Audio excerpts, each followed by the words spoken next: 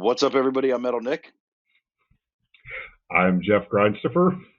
and welcome to episode number 82 of Vinyl Bang, where today we are discussing Viewer's Choice number 12.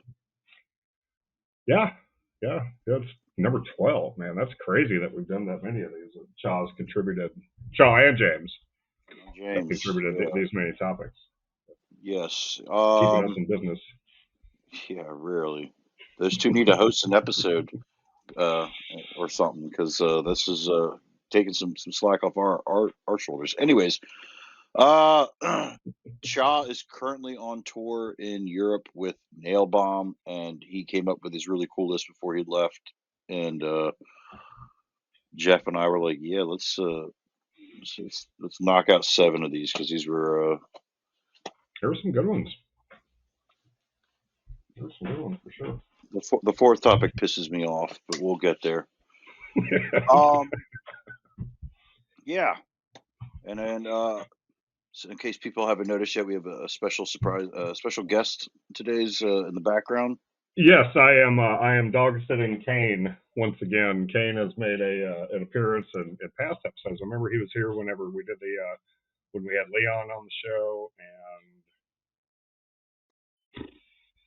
I forget what the other one is, but yeah, I'm going to be slightly distracted by the very needy dog behind me who is now taking a nap, which is very good because he's something. So he's a good boy. He is. He really is. I met the dog once. He was awesome. All right, Jeff. The 7 topics we chose, thanks to Mr. Alex Shaw. Topic number 1: Anti OG, most impressive re-release. Most impressive re-release. Yeah, this one like took a little bit of thought. Adjust my thing here. A little bit of thought because like I was trying to think like remasters or re-releases. Like what the fuck was what I picked for this? And then I remembered that there was a remaster that I always say solely responsible for.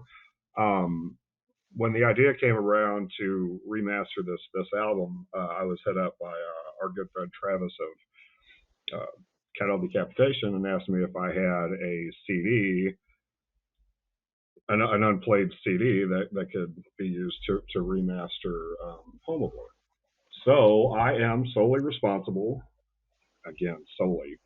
I didn't do anything. I just kind of uploaded the songs and provided these tracks for the remaster of Cattle Decapitation's Home of War. And this one is one of the remaster, and I cannot find my hype sticker. I don't know what the hell I did with it, which is very, very obscure for me. It's something I don't normally do.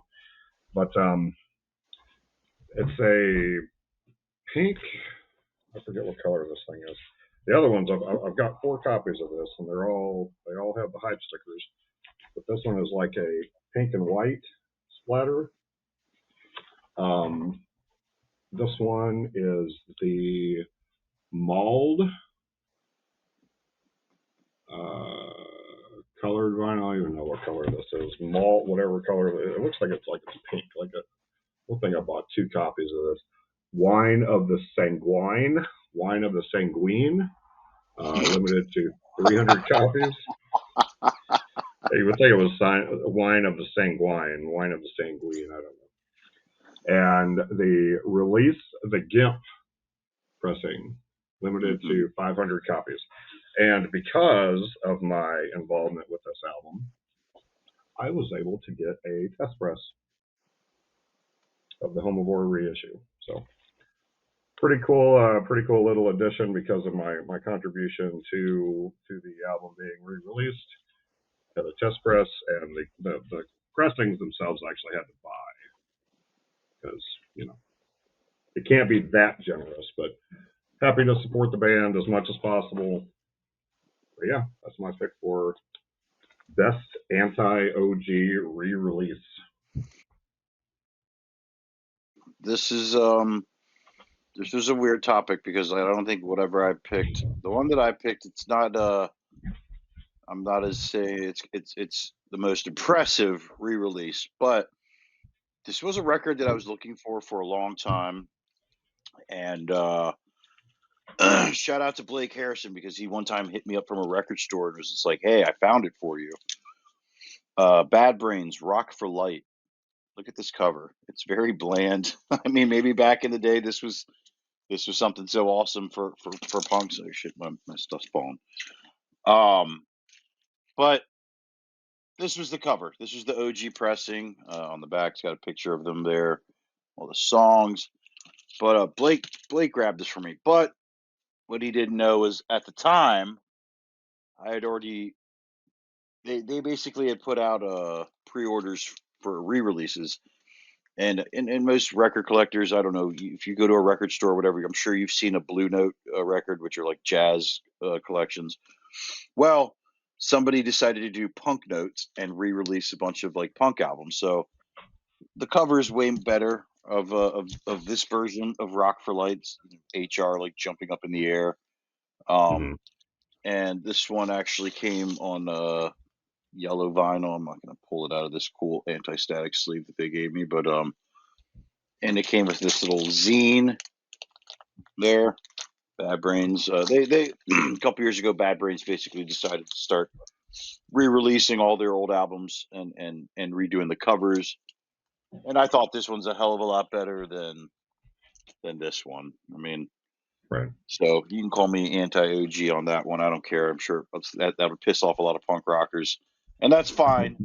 That's fine. You know, like I was very fortunate enough to have an older sister who showed me Bad Brains when I was a kid, and I thought this band fucking ruled. And I remember there's a live album that they put out that I'm absolutely obsessed with too. But yeah, Bad Brains. That's my pick. Most anti-OG.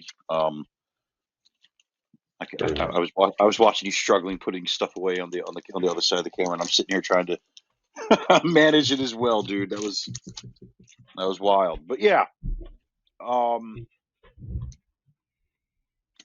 anti-OG. Good picks. Yeah. Second one, House Call.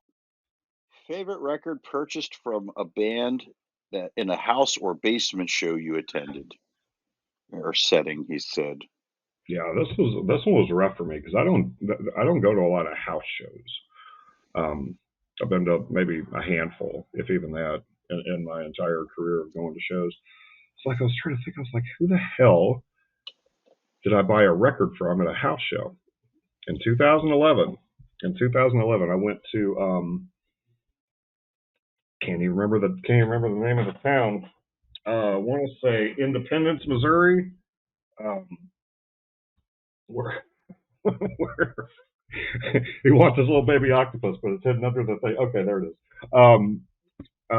Independence, Missouri. The frontman for Canyons, Bobby, who is now the owner of the Ghost is Clear Records, had a house show, and at the show he had touring band Clinging to the Trees of a Forest Fire, which was basically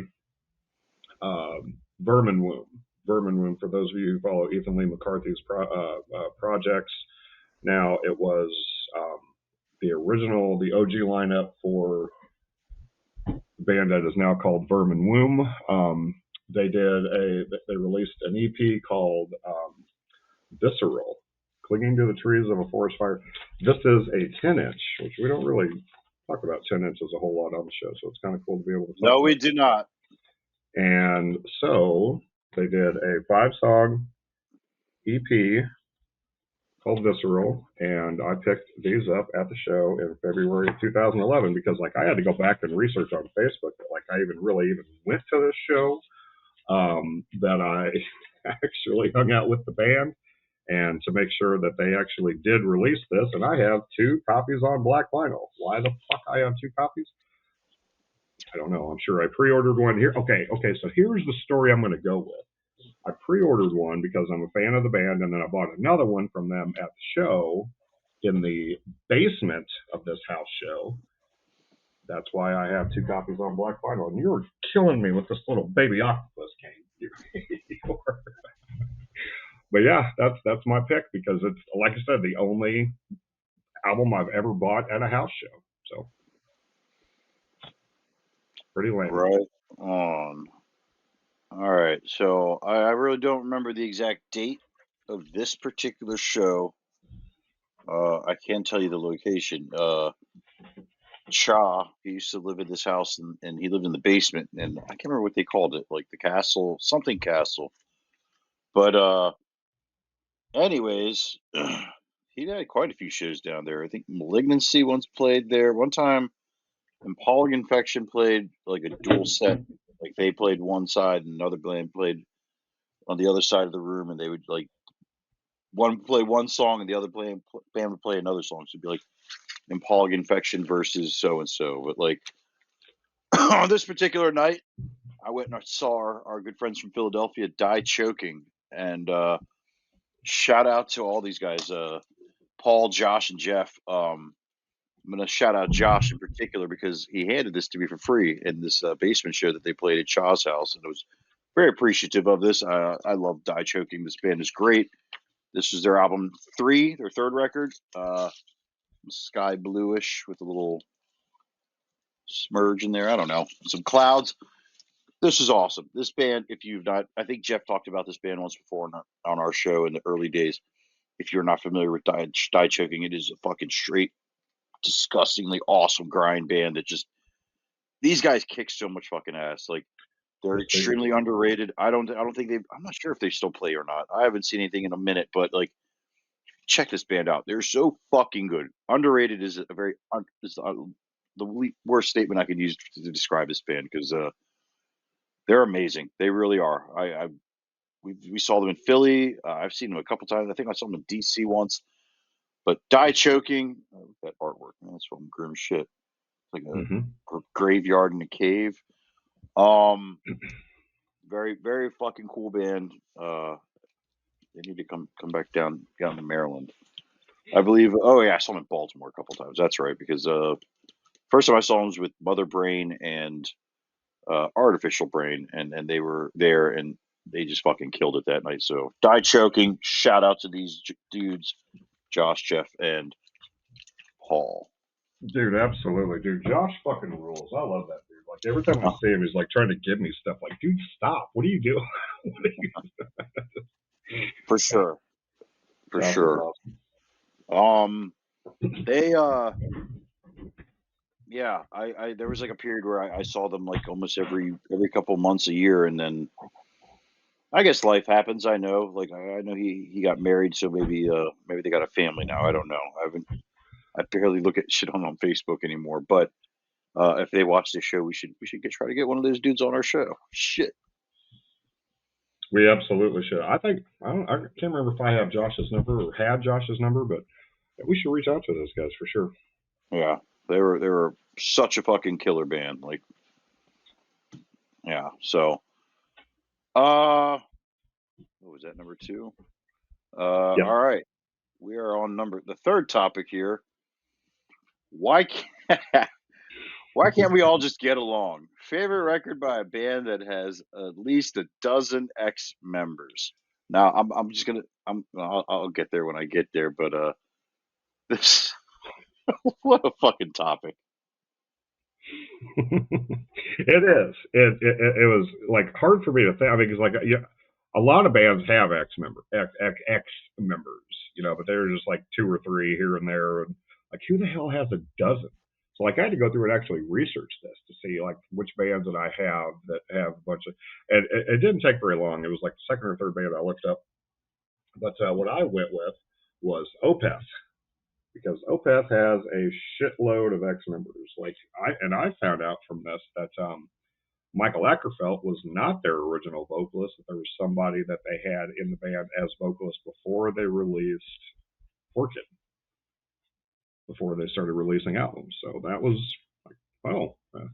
At one point, they had Gene Hoglan on drums, like for a live show for shows. Like he wasn't on any albums, but they had Gene Hoglan in the band. Anyway, I decided to go with, I can't remember if I ever talked about Still Life. I've got like 4 or 5 different Opeth albums, so I wanted to talk about something that I've never talked about before. I think I've talked about Still Life before. I'm almost positive I have now that I've got it on camera. But one I know that I have not talked about is Watershed. Man, this fucking album, dude. I love Watershed. It is such a good album. I believe this is the one that came out before Heritage, before I stopped really paying attention, before Michael stopped growling and it was more progressive, more than it was death metal, and I just completely lost interest in this band after. Anyway, yeah, Opeth, as far as what, just come on, man, just get along, you know, just everybody just try to be nice and take each other's feelings into consideration and stop bringing me this damn baby octopus. So many ex members in Opeth. I'm not gonna lie here, dude. Like I don't know if this band that I picked on mine even had a dozen ex members. They may have. I really didn't do research on that. I also am going to tell you that this is not my favorite album by them, but I'm just going to go to a timeline because of where they're at in their career right now. I'm of course talking about Baltimore, Maryland's own Dying Fetus. We know that this band's had when I think a lot of people knew about like the Destroy the Opposition era when it was Jason, Sparky, Kevin, and John. That's like probably the most famous one that a lot of people are like, that was the OG one. Like, why can't they, sound like that anymore or write shit like that? Like, if people always ask them to do reunions with that. Trace told me about this a lot. The thing is, basically, they had a lot of ex members. They had a lot of ex members. At one point, John Gallagher played drums in this band. Like people forget that on the demo.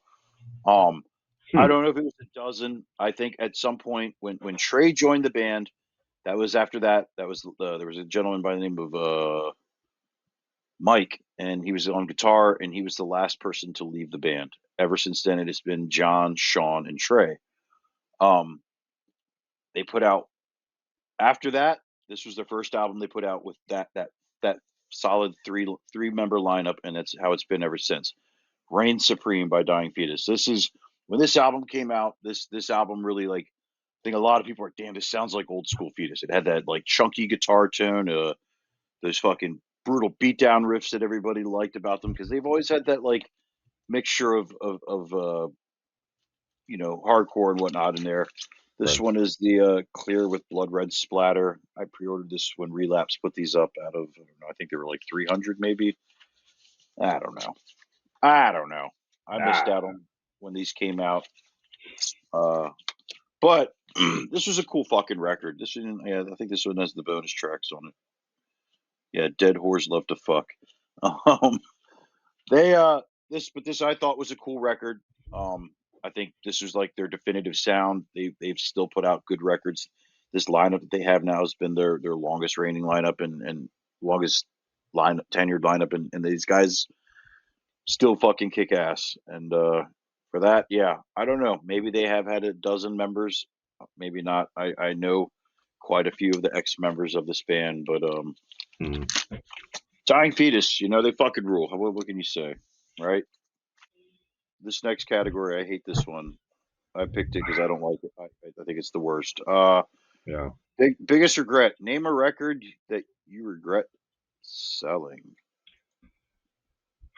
I'm still looking for this album. Like I've tried very, very hard to not pay like hundreds of dollars for this copy. Yeah, but the one that I regret the most was whenever I first started collecting records 15 years ago. Melanie and I were in Chicago for something. I don't remember what it was, but we went to a record store in Chicago, and I picked up a copy. I didn't even know what I had at the time. I picked up a copy of Queens of the Stone Ages, and I'm going to do this too because Nick gave me the idea. I picked up a copy of Queens of the Stone Age Lullabies to Paralyze, the tour edition vinyl, which was a two vinyl thing, and it was very, very, very limited edition. And they had a there was a version of the ZZ Top cover, Precious and Grace. That was a studio version, and I never even paid attention to what to what I had. But and I don't even remember why I sold it. Honestly, to be honest with you, I cannot remember the reason why I even let that one in particular go. But it was just like, man, I fucking would kill to have that pressing back. So yeah, I really regret letting that copy go because it was just so limited, and the studio version of the ZZ Top cover, and just yeah, it's a bummer. So bad topic, but it's cool to talk about, because that way if somebody out there has a copy that they don't want, hit me up. Yeah, no shit. Um, sorry, I'm looking, holding my phone here because I was trying to look stuff up. Well, I'm not very good at it. Yeah, that's this. I come on, Alex. Like, what are you setting us up for this like awful topic here? So in 2004, Meshuggah released an album called I. It was one song. It was like 30-minute long song or something like that. It was fucking awesome. It wasn't on Nuclear Blast. It wasn't on any. It was on some weird fucking label. And in 2014, another like random label. I don't remember. It might have been Nuclear Blast. Finally pressed it on vinyl. Meshuggah. I. Anyways, um, I bought it and it was orange. It was numbered out of 300, and I got like number 20. I was so fucking stoked on that. And then shit happens, folks. Life happens. Sometimes we got to pay bills, and yeah, I had to sell it. I don't remember where I sold it. I looked it up on Discogs. I didn't sell it on there. So I may have done something stupid and taken it to a record store, and probably not gotten anywhere close to the fucking value for it. But like I said, sometimes we're desperate for money because bills got to get paid. Mhm. But that was mine. Yeah, like I said, it was pressed in. It was originally came out. Excuse me, in 2004. Got repressed in 2014. I'm actually more impressed, Jeff, that you actually sold something. I Sold know one of your. that was in the early days of collecting, I think, and I was just kind of like still Okay. deciding whether or not I was actually going to, make this Hmm. a thing. No, for You know, sure, for sure. so Believe me, if I had the stuff that my dad bought me when I was a kid, I probably would have had like a second pressing of Appetite for Destruction and like can't remember. There were a couple things that he got me. I think there was like I don't remember Slaughter, the band Slaughter. People remember them. Anywho, love of a lifetime, is that Slaughter? Was like that Fire House? up all night, sleep all Oh, day, yeah, fly to that's the supposed to be that. angels. Yeah, like I had a couple vinyls. God Um, damn it. this next one, this was a cool one, and I knew immediately which one I was going to pick for this one. Open the Gates, your favorite gatefold record. Yeah, this one, like I had to actually get a second opinion from my co-host because I'm like, is this actually a gatefold or is this a box? Real quick. Now that we're talking about this, go back to the plural of things. I was looking up the plural for octopus because Cade brought this toy with him this weekend, and he was infatuated with this fucking thing, and it's gross and it's dirty and it's covered in dog spit. But I was looking up the plural for octopus, and there is either octopuses, and this is real. There is either octopuses, octopi, or octopods. So there's something. If you didn't learn anything today, there you go. You can actually say octopods and get away with it because it is grammatically correct. So my favorite gatefold. This was a no-brainer.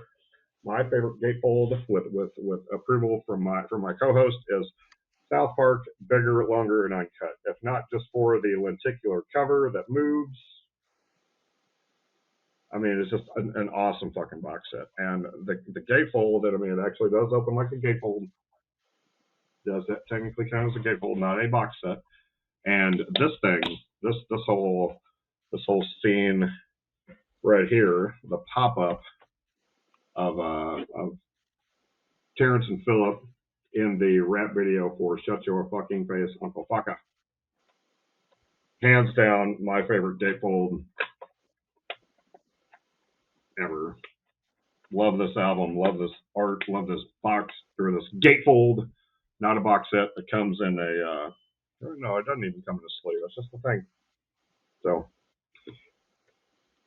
yeah, bigger, longer, and uncut. My absolute favorite gatefold.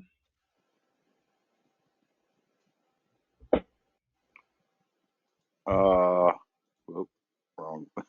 All right. Mike Kimball is the name of the guitarist that For left the Dying guitarist. Fetus Fest. And I just did the math there. I think they have 11 ex members, so I was close. One shy of Close. a dozen. One shy of a dozen. All right. So my this one came like when I think about gatefolds, and I own a lot of records. There's a lot of like cool like art when you open up these records. I think I've showed off. We've done it a couple times in this show. I think somebody actually asked us this before. It might have been you, Cha. Who knows? Because I think we have done this, maybe not. Regardless, I no, he hasn't actually because he keeps a list of everything, so he doesn't ask us the same question twice. So I've seen it. I've seen it. He's very particular about his questions. All right. So I when I think about gatefolds, I think about this instantly. The Acacia Strain, Death is the Only Mortal. Some pretty cool fucking artwork there.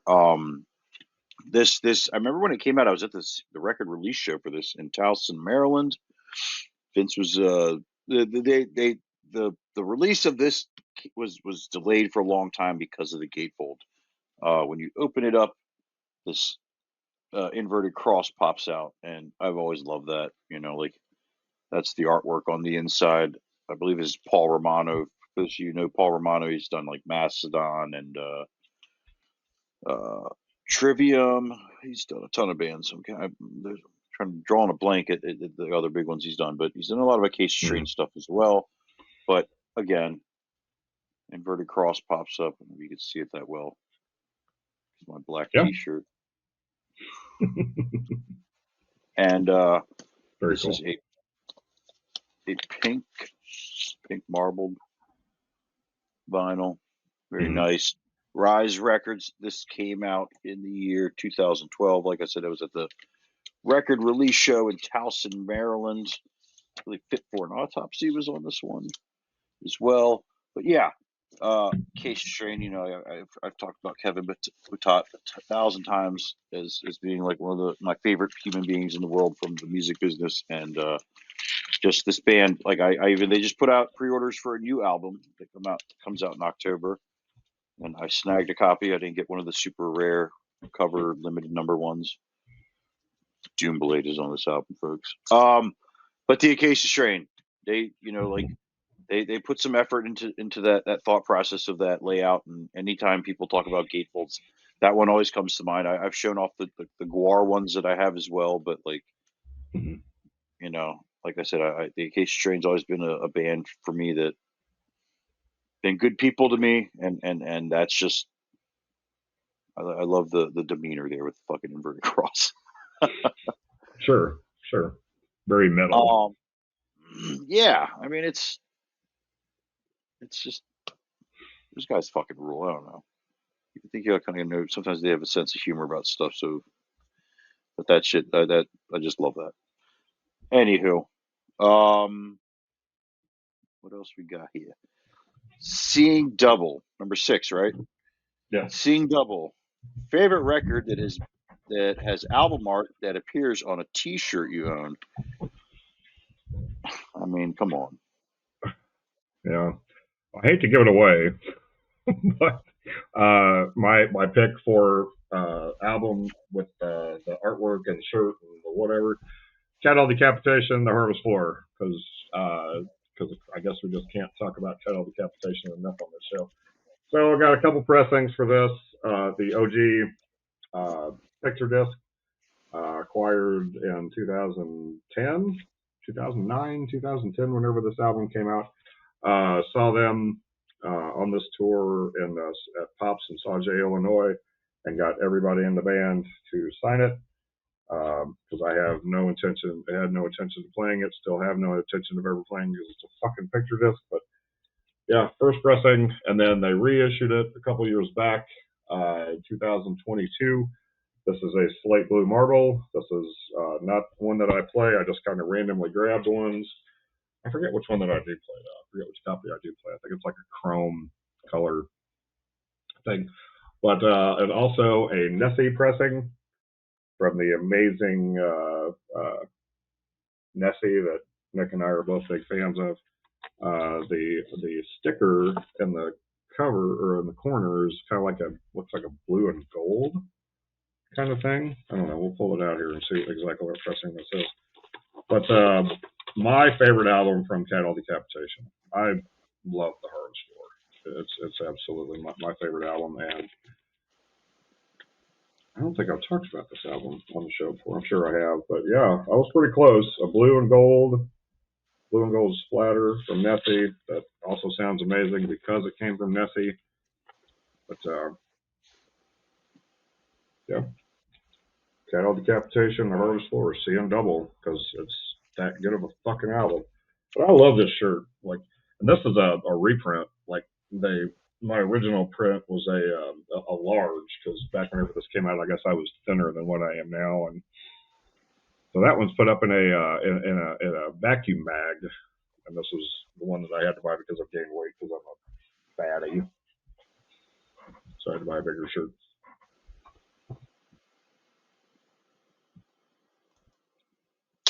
Interesting story. Thanks. I sit around and listen to records. Okay. I see what I could find in my closet there before we started this episode, and there we go. Extortion, Loose Screws. This came out in the year 2010, which is actually the year I discovered this band. And just shout out, Jeff was saying earlier, we don't talk about 10 inches much on this show. Well, here we go, buddy. Twice in one episode. This is this came out on Deep Six and Resist Records. Resist is out of Australia, so I've always known that because I've tried to order stuff from them. When they first came out, this was the first thing. When I first saw them at Maryland Death Fest, this was the first thing that I went and watched them perform. Or they were basically touring this, but is what I'm trying to say. But this is the first thing that I bought when I got home, and then it just piled on from there. Sick, Degenerate, all that stuff, like all the tapes and all the 7-inch. There's a ton of 7-inches that they put out. Regardless, Extortion is such a fun fucking grind band. One of my favorites. Tattoo right there, drawn by Rohan. This is a red vinyl, red 10-inch. Check that out. This was a pretty cool thing that I was able to score right immediately after I discovered this band and just kind of went ape shit. You see the shirt there. The shirt was printed by Warlord out of California. They used to come to Death Fest every year, and I talked to the guy, and I was like, "Hey, would you ever make a Loose Screw shirt?" And fucking A, like 2 months later on their website they had it. I couldn't believe that happened. So yeah, I forgot about that story. Yeah, no shit. Like I love this guy's artwork, and I started pushing for him. Like, can you make maybe like a Sick shirt? Because like Sick is that album artwork is just great, and I think I've seen pictures of it. They actually have like made in Australia when they play shows out there because they don't come out here ever. They have like I think like blue, yellow, and like green pressed T-shirts of Sick with that artwork on it. And I should have said something to him. I completely forgot. I should have said something to him when I saw him at Death Fest. But yeah, maybe when Shaw goes out there, he'll cross paths with him and get him to talk him into something like that. Send some Sick shirts to America. Please. No, I love Rohan's artwork. Like it's very simple to the point. Right. It's like I could do a whole episode on all the releases I have by them. Like they're just. Anywho, all right, last one.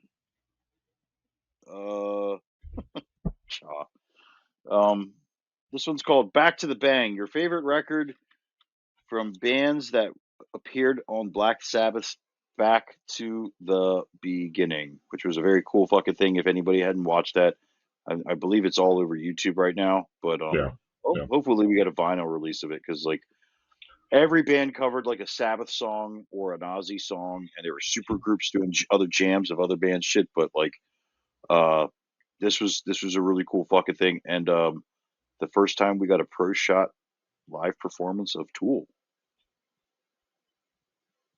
That's a good. Yeah, I never even thought of that. Yeah.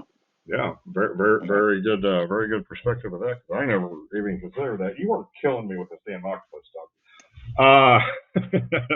Okay, so speaking of Tool, and I guess I misread this because whenever Nick and I were coming up with the list of which bands we were going to talk about or whatever, I thought that we were going to talk about bands, but I guess as far as being plural bands, more than one, each one of us would pick a band, and I didn't pick. And I mean, I picked more than one album from the band I'm going to talk about, which is Tool. So I'm going to talk about Fear Inoculum. Fear Inoculum, which is of course the newest album from Tool, the latest album from Tool, came out in 2000 something, a couple of years ago. This is a repress, not the original. The original press is actually up there. The original box set, the original 5-disc box set is like right there where my finger is and on the shelf.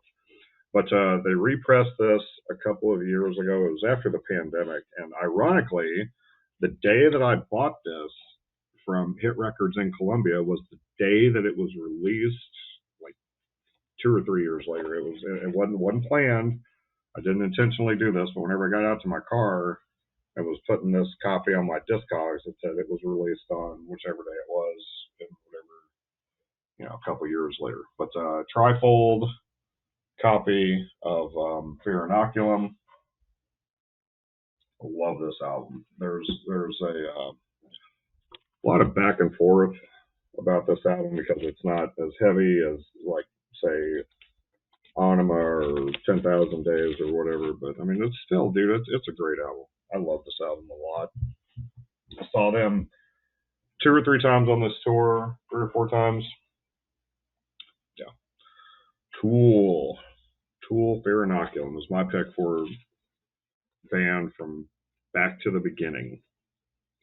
And dude, like, I'm glad that Ozzy got to play a final show. For sure. Oh, are you? I thought you were going to talk about like multiple albums there. I'm sorry. No, I can't, but I just picked one album. No, I misheard you. I thought you said you were going to talk about multiple albums by them, but that's fine. Just so you know, they covered "Hand of Doom," Tool. That was the Sabbath song that they chose to cover. And yes, absolutely, it is amazing because he sounded fucking phenomenal for both his solo and the Black Sabbath stuff. So, we brought it up before the episode. Let's talk about it now. Shout out to Ozzy Osbourne. Rest in peace, the godfather of metal. Like I said something to Jeff the day that we spoke on the phone later that evening, and it was just like our friendship, our existence, our whole paths that we took in life is because of Ozzy. He influenced all these bands that we listen to, and people, there's no denying, like Sabbath, whether you're a Sabbath fan or an Ozzy fan, like, or you didn't like either of them, the bands that they liked those bands and made them what they are today. And just I cannot say enough things about Ozzy Osbourne just being like, just as a kid when I started getting into metal, No More Tears had just come out, and that I remember discovering who Zakk Wylde was because of that, and a very unique voice, a very polarizing human being, just one of the most amazing one of ones that have ever existed, and it sucks that he's no longer with us. Yes, it does. But I am grateful that I was alive at the time that he was a part of my life, that he was part of, to be in this plane of existence where Ozzy was, such an influence on music and the music that I listened to, let alone the stuff that I started listening to back in the early 90s. And it was I saw a clip where the Chef Aid episode, whenever he was on South Park, and he got up on stage and he was like, Chef told me that in order to start my career, he said I should buy a Pompadour hat. And I thought he said bite the head off a bat.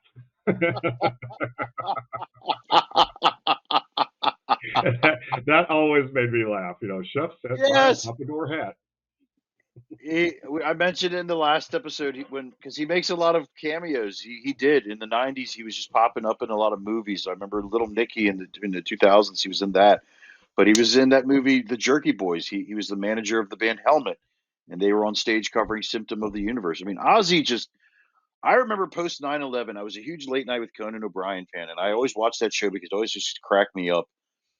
Before he had to go to fucking the Tonight Show. But I remember Ozzy came on their post 9/11. They brought him on just to cheer the whole like crew up, and like he was just fucking hilarious. Like they did this whole like 10-minute bit with him in the office. He was great. But like yeah, just everything he did, everything. I can't say enough good things to him. But back to the show because we are on borrowed time here. Not really. Um, my back to the beginning. I'm gonna go with Lamb of God as the Palaces Burn. This was one of the most. I think when this album came out, this really boosted this band's career. They were at this show. They played. They covered "Children of the Grave." They did a really cool fucking version of it actually, and then they released a digital version of it for the world to hear. But I remember when this album came out, uh, going to see them live at Jackson, Springfield, Virginia. It was the first time that people were in the room chanting "Lamb of God" before they went on, and it's like, holy crap! Last time I was seeing them here, nobody was here. Nobody stayed for them or anything. Um, they kind of just started to explode after that. The message board appeared. That's where I met my buddy Jeff here, who's playing with his dog right now, so he's not going to hear this ever. But um, I got this album. There's a picture disc that our buddy Guy Coswick from Black Market Activities put out with prosthetic records. Uh, it's supposed to be hand numbered. None of them were. I'm gonna pull it out of the little sleeve here. I hate that it comes in these plastic bags. Uh, so it had this little bull's head, which out of 2000 was supposed to be hand numbered, but they didn't. I don't think they wanted to take the time to do that. But this is the little cover of it. The CD, when it came with it came with this little thing that you'd put over it, and it was like it made like the devil's face. I still have my CD somewhere. It's kind of like that. But this was an incredible record. Like I know they weren't very happy with the production on this one because of I don't know what their beef was, but I I I think the quality of songs on this record from what they had put out on New American Gospel were just like, man, like this band's about to fucking take over the metal world. It was Yep. very obvious. And the next album that came out, I think that set it in stone right there. Who the fucking new kings of American metal was, because they were. But Lamb of God, I would say like between Pig Destroyer and Lamb of God, this show would not exist if it weren't for those two bands. Very This true. show, Vinyl Bang. Very true. um, yeah, man. Again, Ozzy fucking Osbourne, one of the greatest vocalists of our time, and like you said, yeah, it's amazing to say that we've been alive during the time of people like Ozzy, Tupac, like Dio, Lemmy. We've been alive for all that, like I wasn't around for Jimi Hendrix or yeah, I probably would have that have been it. I would probably want to see Hendrix. I don't care about some of these others, but yeah, man, Cobain, that was in our lifetime. I mean, Jesus Christ, that was huge. Jesus Christ was not in our lifetime. Sorry. If he even wasn't a real person. No. Jesus Christ is everywhere, and he watches this show. He watches everybody. He's one of those view hits we get each week. Each week. All right, Jeff. It's been a million years since you and I have done an episode together, and I'd have to imagine either you stopped by a record store or you got something in the mail. Possibly. I have acquired both actually. I have stopped by Hit Records and ordered stuff in the mail. Yeah, so I got some stuff to talk about. First off is an album that I don't even know if you've gotten this yet, but this is an album that I discovered because of this show, because of my co-host introducing me to Human. The album is Stopping Power, and it costs me $4,500 or 4,500 yen or whatever this sign is. I don't even know what this is. But yeah, it cost me like $20 off Bandcamp. But I left the price tag on there because it's, I like to tell people that I'm rich and I like to throw money around on grind from, where's this band from, Nick? Australia. Australia. Yeah. Queensland. Maybe. So it's the Australian currency, maybe. I don't know. Human, Stopping Power, a blue And the artwork was done by this has got the Rohan extortion. Harrison. Yep. Yeah.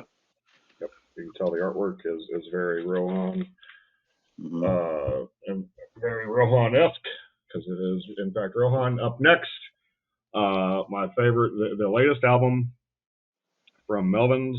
This was released by Amphetamine Reptile last week or week before. This is the newest album, Thunderball. This was a Mackie Osborne reprint.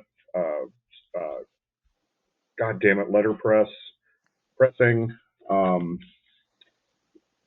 There were 200 of these pressed. I got number 141. It is a. See whether or not this looks actually. Yeah, it looks red, right? Red with black smoke. For once, yes, absolutely, it does look red for once. Yeah. I'm not going to lie to you. Wood.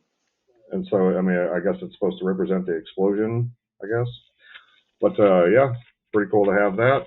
A third or fourth pressing of that album that I probably didn't need, but bought it anyway. So the other day, Melanie and my wife and I went to Columbia to see Eddington, and I planned it strategically where we went to Ragtag to see it. Ragtag, the theater Ragtag is located right next door to Hit Records. So planned that strategically. And while we were in there, I found a couple of albums that I really wanted. But dude, I didn't even tell you this. I was looking through that started with the A's, and I went through the Alice in Chains, and I didn't even pull this album out. I just saw the top of the cover, and I grabbed it and snagged it up.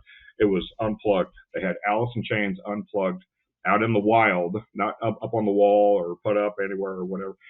$224 for an original press of unplugged. And I was like, holy fuck, dude, I want this so bad. And I didn't buy it. That's not the album I'm getting ready to show, unfortunately.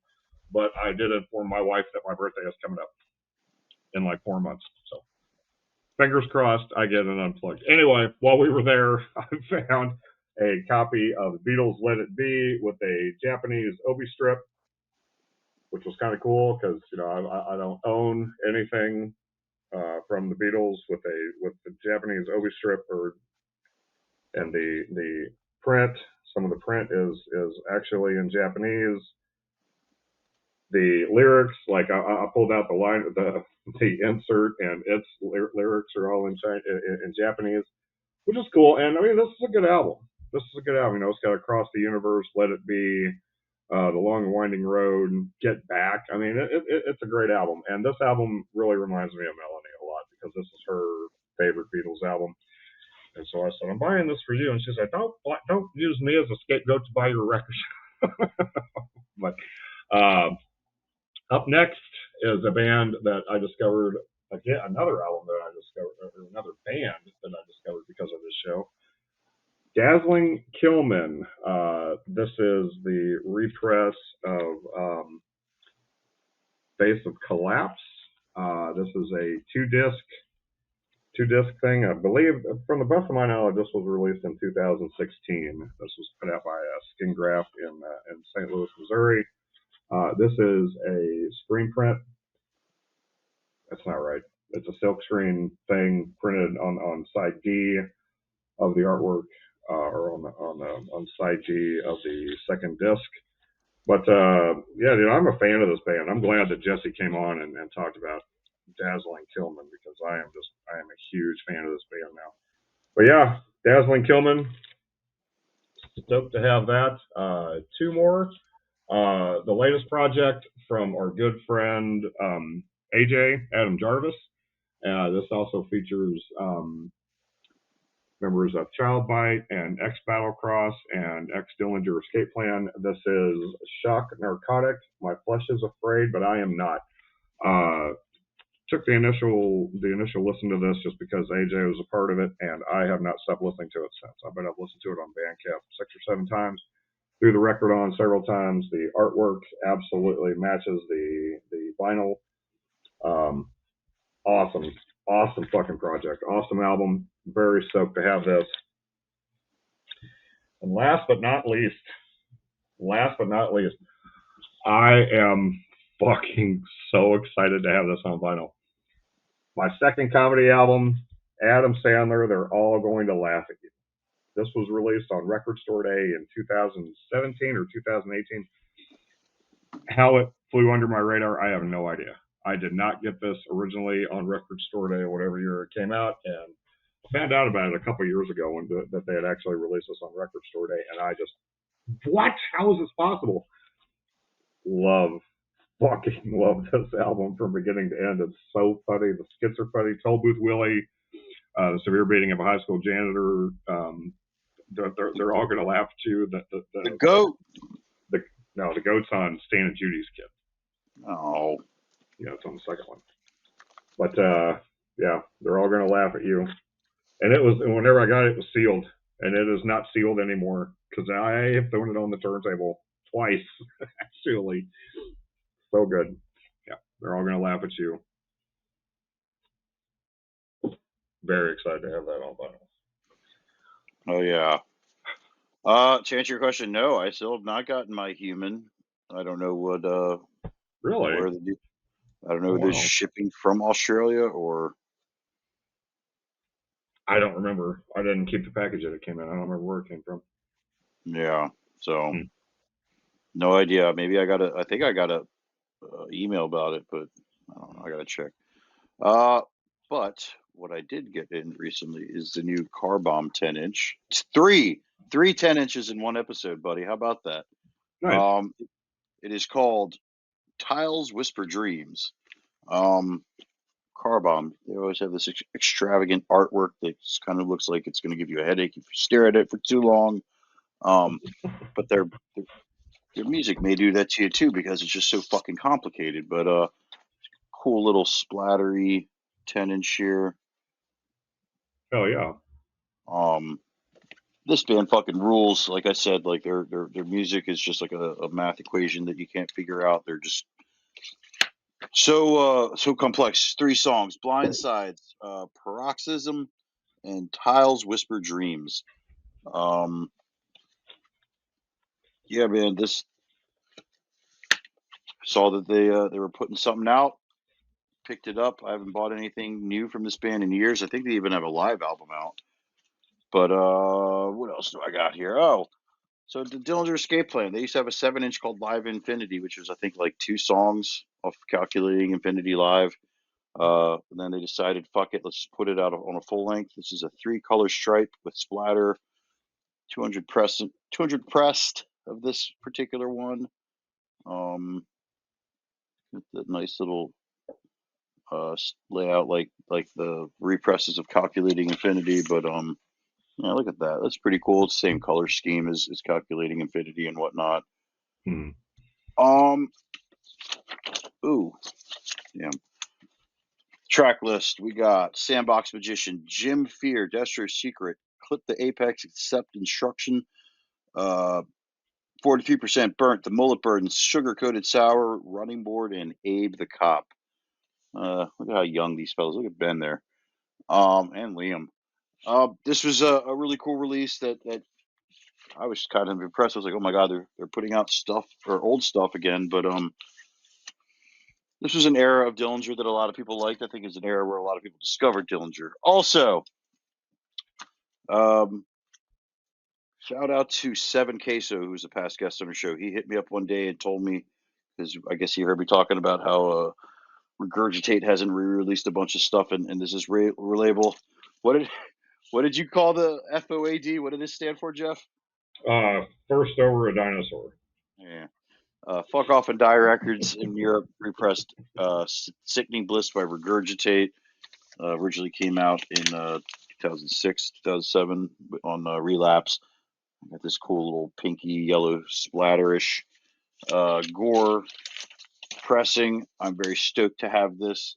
Regurgitate, obviously, you hear me talk about this band so much in the show, but I already own this. I actually have a clear pressing of this, and I had it on CD, and I sold it to James Watson because he's like my co-host here. He has to be a completionist with everything. But the one that I really wanted was this album called Deviant, and fucking A. First Over at Dinosaur Records pressed it, and I'm so fucking stoked. Here's look at it. This is my opinion is the best Regurgitate album. I know we had James on a couple weeks ago, and I had to bring his copy on. That man had the audacity to ask me to trade my dying fetus killing on adrenaline original pressing for this. Like, fool, you crazy? Um, I love this album.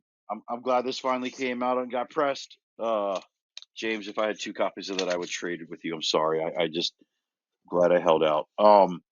This is kind of like a greenish bleh splatter. This is my favorite album by Richard State. I've said that a bunch of times.